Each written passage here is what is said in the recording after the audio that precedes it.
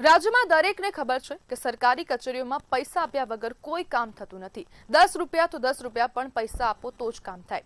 સરકારી અધિકારીઓને જાણે તેમનો પગાર ખૂટી પડતો હોય તેમ લાંચ માંગતા અટકાતા નથી। રાજ્યની જનતા પાસે તો જાણે પૈસાનું ઝાડ હોય તેમ અધિકારીઓ પૈસા ઉઘરાવે છે અને અધિકારીઓ પાસે નાક છે નહીં, માટે જ લાંચ માંગતા શરમાતા પણ નથી। ગાંધીનગરમાં ક્લાસ 1 અધિકારી 5 લાખ રૂપિયાની લાંચ લેતા ઝડપાયો। સોલાર પેનલની એનઓસી જેવી નિયમિત પ્રક્રિયા માટે પણ લાંચ માંગવામાં આવે તે સામાન્ય નાગરિક માટે ચિંતાનો વિષય છે।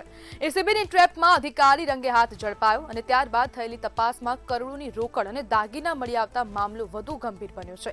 રાજ્યમાં સમયાંતરે લાંચિયા અધિકારીઓ ઝડપાતા હોય છે, છતાં ભ્રષ્ટાચાર પર સંપૂર્ણ અંકુશ કેમ નથી લાગી રહ્યો તે એક મોટો પ્રશ્ન બની ગયો છે।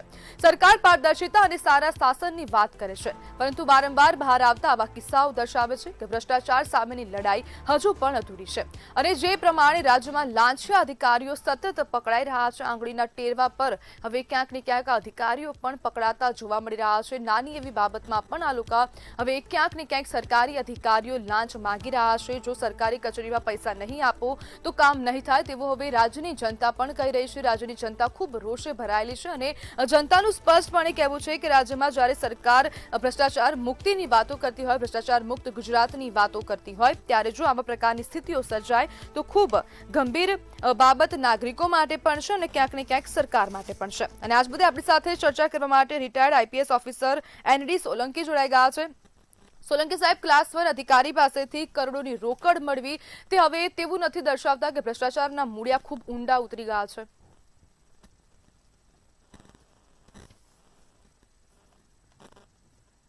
આપનો અવાજ નથી આવતો।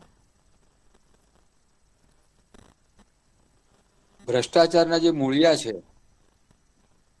હેલો, જી જી અવાજ બિલકુલ, આવ્યો? આપનો અવાજ આવે છે। જી, એનું કારણ એ છે કે સરકારી કર્મચારીને પ્રજાની સેવા માટે અમુક સત્તાઓ આપવામાં આવે છે અને એ સત્તાઓ જેમ જેમ વધતી જાય છે તેમ એની કરપ્શન કરવાની વૃત્તિ અને આદત ધીરે ધીરે વધતી જાય છે અને આ ઇઝી મની જે મળતા થાય છે એમાં એમને બહુ મોટો લાડવો જાણે મળતો ને એવું લાગે છે અને લાડવા લઈ જનાર ઘણા છે। પણ સ્વાભાવિક સામાન્ય વસ્તુ એવી છે કે તમે જયારે પ્રજા માટે બેઠા છો, પ્રજાના કામ માટે સરકારે તમને સત્તા આપી છે, બંધારણે સત્તા આપી છે, કાયદાએ સત્તા આપી છે, એ સત્તાનો ઉપયોગ માત્ર ને માત્ર પ્રજાની સેવા માટે કરવો જોઈએ, નહીં કે મેવા મેળવવા માટે। અને આ એક વૃત્તિ ધીરે ધીરે ઇઝી મનીની જે થઈ રહી છે, બાકી સરકારે તો આમાં સરકારનો વાંક કઈ રીતે ગણીએ? સરકારે તો 5મું, 6ઠું પગાર પણ 7મું અને 8માની પણ તૈયારી કરી દીધી છે। કર્મચારીઓને પૂરતા પ્રમાણમાં વેતન આપી રહી છે, એમના કામના પ્રમાણમાં કામની જે સ્થળો છે એની પણ સુવિધાઓ આપી રહી છે। તેમ છતાં આ એક જાતની વૃત્તિ છે, જેવી રીતે કોઈ વ્યસનની વૃત્તિ થાય છે એમ પછી આ લાંચ લેવી તો પણ એક જાતનું વ્યસન થઈ જાય છે।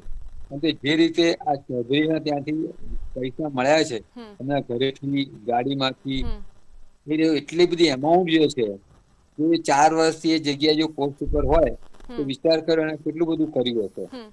એટલે આમાં બે છે, સરકાર સિવાય પણ એના જે ઉપરી અમલદારો હોય એને પણ થોડું ધ્યાન આપવું જોઈએ કે આ માણસ પાસે આટલા બધા પૈસા જમા થઈ રહ્યા છે તો એની કામગીરીમાં ક્યાં શું છે, એની કામગીરી બિનજરૂરી અસામાન્ય અસાધારણ દેખાતી હોય સોલંકી સાહેબ, તો ઉપરી અમલદારે પણ એને જી જી, ચેકમેટ કરી અને એને ધ્યાન આપે તો આ કદાચ વહેલું બંધ થઈ ગયું હોત અથવા તો વહેલું કોમ્પાઉન્ડ હાથમાં આવી ગયું હોત।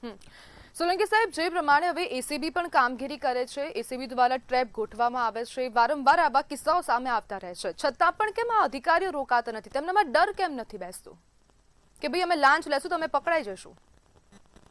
નહીં, લાંચ તો લેવાનો એમને ડર હોય છે જ, પણ જે આદત પડી જાય છે ને, માનો કે વ્યસની જે હોય માણસ, એ જાણતો હોય છે કે પોલીસના હાથમાં આવીશું તો હવે તો દંડ પણ વધારે થાય છે, બરાબર? પણ એને એમ છે કે જે હશે પછી તો ભાન પણ ભૂલી જાય ને, નશામાં જયારે આવે આ લાંચની વૃત્તિ જયારે થાય પછી એ ભાન ભૂલી જતો હોય। અમે એવી ઘણી જગ્યાએ જોયું છે કે પોલીસ અધિકારીઓ પાસે અમુક ડિપાર્ટમેન્ટ વાળા લાંચ માંગી લેતા હોય છે, નવાઈ લાગે આપણને। એટલે અમને તો છોડો કે અમે એસીબીમાં પહોંચી શકીશું, અમારે તો ઓળખીતા હશે, અમે નહીં હોય તો બીજા હશે, પણ તો સરકારી કર્મચારીઓ પણ અમારી પાસેથી, પોલીસ અધિકારીઓ પાસેથી લાંચ માંગતા શરમાતા નથી। એટલે આ એક વૃત્તિ જયારે વ્યસન જેવું બની જાય છે એને પછી કોઈ જાતનો ડર રહેતો નથી અને પછી એ બેફામ થઈ જાય છે। સોલંકી સાહેબ, હવે આપને લાગતું નથી કે આ જે વ્યસન આપ કહી રહ્યા છો લાંચખોરીને, તો તેને હવે અટકાવવું જોઈએ? અટકાવવી જોઈએ એ આદર્શ પરિસ્થિતિ છે.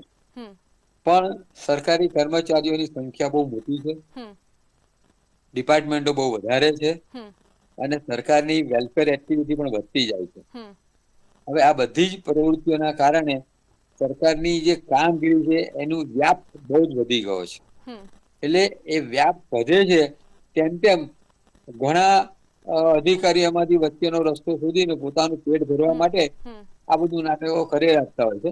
તો હમણાં સોલંકી બે સાહેબ, હવે ત્રણ આપણે દિવસ એમ પહેલા માનીને ચાલવાનું ને કે પછી હવે જ્યારે જ બી ગુજરાતની આપણે સાહેબ એવી રીતના માનીને ચાલવાનું ને કે ગુજરાતની જનતા જ્યારે બી સરકારી કચેરીમાં જશે તો તેને લાંચ આપવી જ પડશે, 1 રૂપિયો તો 1 રૂપિયો પણ આપવો પડશે, તો જ કામ થશે, બાકી તો તમારું કામ નહીં થવાનું. ના, એવું માનવાને કોઈ કારણ નથી. કારણ કે તમે આવું માનીશું તો તમે સમગ્ર વહીવટી તંત્ર, વહીવટના કર્મચારીઓ અને સરકારી કર્મચારીઓને આપણે બદનામ કરીએ છીએ એવું લાગશે.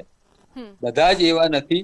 હમ આંગળીને વેઢે ગણાય એવા કેટલાક એવા હોય છે હમ જે બેફામ બની જાય છે. હમ બધા જ માણસ એવા નથી. ગુમડું થાય છે તો આખા શરીરમાં હમ ગુમડા નથી થતા. હમ એકાદી નાની જગ્યાએ ગુમડું હમ થાય છે એનો મતલબ એ નથી કે આખા હમ શરીરમાં ગુમડા થઈ હમ જાય. હમ હમ એટલે આપણે આપવી જ પડે એવું કઈ જરૂર નથી. કોઈક એવા મળી જાય છે. હમ હું તમને કહું, હમણાં જો તમે થોડા દિવસ પહેલા મદ્રાસ હાઈકોર્ટનો 2 જજોએ જે ચુકાદો આપ્યો, તમે હમ વાંચો? પવિત્ર ગાય નથી બધા. હા.